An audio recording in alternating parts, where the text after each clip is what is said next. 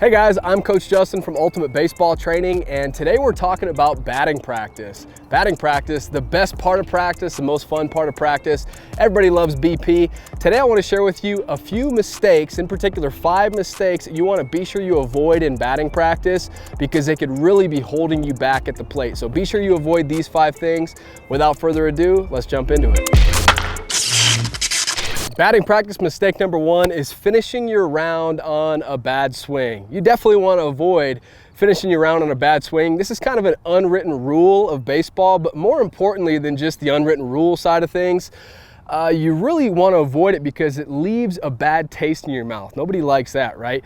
You really want to leave the cage feeling good about yourself, feeling good about your swing, and I just encourage you to finish each round with a swing that you'd be happy to transfer over into a real game. Because remember, you practice like you play, right? And the last thing that you want to do is finish your round and then be done for the day or whatever. And the next time you're in the batter's box, you don't have as much confidence because your last swing wasn't a good one. So muscle memory, a lot of people talk about muscle memory. Same thing applies here. You just want to be sure that you leave the cage feeling good about yourself, feeling good about the swing, and just think about, was that a swing that I would like to transfer over into a real game, or should I take another swing? So don't leave a round of BP on a bad swing.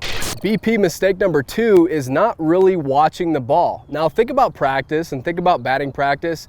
This is the time when a lot of players are making adjustments, making little tweaks to their swing. They're thinking about mechanics, right? Which is totally fine for practice. I always talk about in a real game, you should not be thinking about mechanics. It should be mostly about, approach and things like that. You should just be having fun and competing in a real game, because you can't really think and hit at the same time. But in practice, players are working on different things. And so one of the things that's easy to completely overlook is practicing really watching the ball. I'm talking about truly picking the baseball up from the pitcher's hand, from the release point, from the window, and truly watching the baseball all the way to the point of contact, and actually keeping your head down through contact as you drive through the ball, continuing to keep your head down through the hitting zone. I remember when I was younger, my dad used to frustrate me so much because sometimes, we'd get into a groove in batting practice, and I'm so thankful that he did this in hindsight. I encourage you guys to do this, dads and coaches and things like that. But he'd get into a rhythm, and he was a machine with BP, right?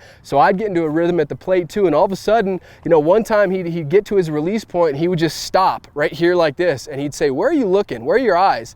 And my eyes would kind of just be on him, not necessarily on the release point, but they'd kind of just be looking out, gazing in his general direction. And so that constantly was like a trigger for me of, I need to reset. I need to think about truly watching the baseball, right? Because, a lot of times we get carried away thinking about other things, and watching the ball, it's the first thing you learn when you're growing up playing the game. You got to see it, you got to watch the ball. So many times we just forget about it, or we think it's beneath us, it's too elementary of a tip. But I would encourage you, it should be one of your biggest focuses when you think about it, because put it to you this way, okay? You can have great bat speed and, good timing. You can have a great approach at the plate, but you can't hit what you can't see. Literally none of that matters. None of the work you did in the weight room in the off season, none of your bat speed, none of your approach stuff, none of your timing stuff, none of that matters if you don't truly see the baseball and if you can't truly get the barrel of the bat on the baseball. Right? So I just encourage you, that's a big BP mistake. It's easy to get carried away with, just bell tie fastballs, 45 mile an hour, grooved right over the middle of the plate. You can kind of get away with it, in BP, not truly really watching the ball, but it's going to hurt you when real games come around and there's a real pitcher on the mound who's actively trying to get you out, and he's not just throwing you bell tie fastballs, right? So just be sure that you're constantly focusing on that. Over-exaggerated in practice so it shows up in a real game. Over-exaggerate picking it up from the window. Over-exaggerate watching the ball all the way to the bat. And over-exaggerate, get to the point of contact, and after you hit the ball, over-exaggerate keeping your head down through contact as you finish your swing. Then it'll hopefully transfer over into a real game. BP mistake number 3 is swinging at everything and letting your plate discipline slip. I get it, it's BP and you're up here to hit and you're up here to have fun, but a lot of times, you know, in BP, we just start swing, swing, swing, swing, swing. We get into a routine, we get into a rhythm of just swinging at everything. And I think this is a really big silent killer to your results at the plate in real games, because you're expanding the zone, you're swinging at everything in practice, and you do the exact same thing in a real game a lot of the times, okay? So coaches, mix it up a little bit. I would encourage you, take the extra time and don't just throw meatball 45-mile-an-hour fastballs right over the middle of the plate. Mix up, you know, throw some balls, throw some strikes, mix it up, mix up locations and mix up pitches. You don't have to have a great curveball or a great changeup or anything like that, but changing speeds just a little bit, or, you know, just spinning the ball just a little bit so it's something different, that's going to make hitters, you know, more successful in real games. Because in real games, are they swinging at every single pitch? Is every single pitch a fastball, a straight pitch right over the middle of the plate? No, it's not in real games. So why are we practicing like it is? Okay, and then hitters, I would encourage you, have good plate discipline in BP. Make it, just the best way to do this is make it, you know, a conscious effort. If you think about it, chances are you'll have better plate discipline, okay? But don't expand the zone, because hitting is hard enough. Hitting is hard enough. We need to make the pitcher throw the ball over the plate, and we only need to swing at good pitches, because if we start expanding the zone, we're just going to get ourselves out. Hitting is hard enough. Remember that. So have good plate discipline. Another thing I'd recommend you hitters do is have a coach or have a teammate, as long as you got a fence or a cage, right? If you're doing on-field BP with a shell, with a cage, have a coach stand behind the plate, or have a player stand behind the plate, a teammate, and have them verbally tell you, hey, that was a ball.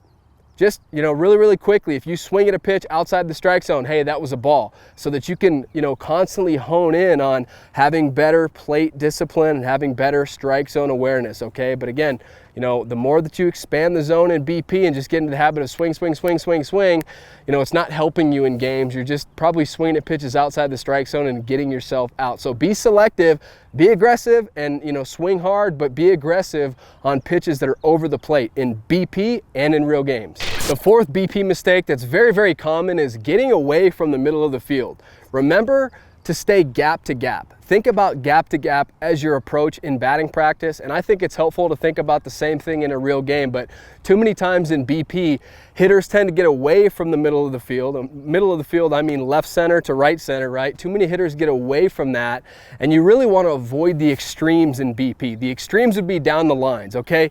In BP, I get it if it's an inside pitch, you know, that's really inside, right? Or an outside pitch that's really away and you're protecting the plate or whatever. I get that, but on a pitch that's over the middle of the plate in BP, do you really have any business hitting that down the left field line or hitting that down the right field line? As long as the pitch is over the middle of the plate, we should be staying gap to gap, because you're going to get into trouble many times in BP. Hitters get too pull happy and get too, right-handed hitters hit way too many balls to their pull side and way too many balls down the left field line, because what are they trying to do? They're trying to hit home runs. Or lefties, it's down the right field line because they're trying to hit home runs. Or you get the other extreme and hitters are trying to stay inside of everything, no matter where the pitch is located, inside, middle, or away. They're trying to hit everything to the opposite field. That's a problem too. You should be spraying the ball all over the yard. There's a lot of green grass out there, okay? But just avoid the extremes down the lines and avoid getting away from the middle of the field in BP. Most BP pitches are over the middle of the plate, so we should maintain, you know, staying in the middle of the field. All right, and BP mistake number 5 is no rounds focused on execution. If you don't work on situational hitting and execution in practice, then how do you expect it to just show up in a real game? You can't just flip a switch and it's there in the real game. You got to work on it. So coaches, hitters, I would recommend your first round or two of batting practice each day be focused on execution, so you can work on it and get better, and so you can actually transfer that into a real game. So a great example of that would be, okay, round number 1, we're gonna start off by sacrifice bunt down the first base line, then bunt down the third base line, then squeeze, then maybe hit and run, then infield in, infield back, boom. That's the end of round number 1. Round number 2, it might be 2 pitches in the middle, so middle, 2 pitches in, 2 pitches away. Then you can get into your free swinging the rest of your rounds of BP, okay?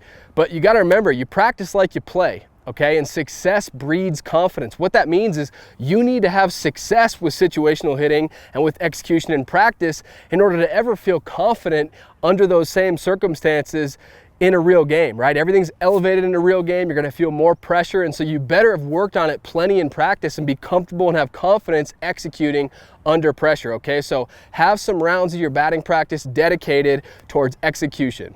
I hope you enjoyed this video. If you did, please do me a favor, hit that thumbs up button. I'd really appreciate that. And be sure to subscribe to the channel. That way you never miss any of our upcoming baseball videos. We're coming out with new videos all the time, and we've got a ton of videos already on the channel that you can go back and watch. So be sure to like this video, be sure to subscribe, and last thing, be sure to go download the free contact point checklist that I put together for you. It's 100% free, and this checklist is gonna make sure that you look picture perfect at the point of contact in your baseball swing so that you can develop some more consistency at the plate. You can hit the ball harder and further, and you can have a lot more fun on the field and a lot more confidence. That's what it's all about, and it's 100% free. So all you have to do, just click on the link down below in the description, or I'll also leave that in the first comment. So just click on that link, go download it for free right now. Thank you so much for watching this video, and I'll see you in the next one.